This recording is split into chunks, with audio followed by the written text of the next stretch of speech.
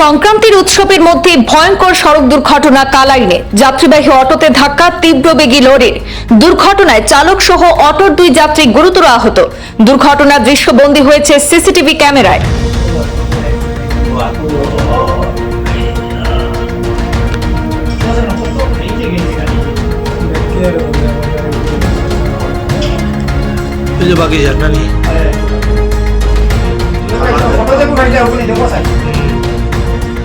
কালাইনের করচুড়ায় 6 নম্বর জাতীয় সড়কে ভয়ঙ্কর সড়ক দুর্ঘটনা সংঘটিত হলো সোমবার রাত 9:30 নাগাদ।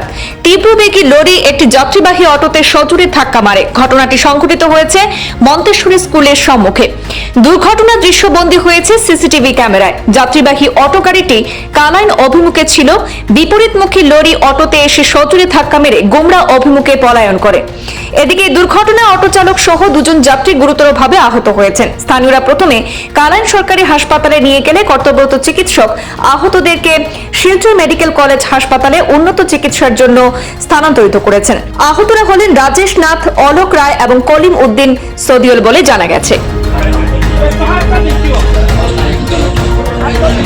আরো লগে আরেকটা ছেলে দিয়ে আসলো, তারা দিল না।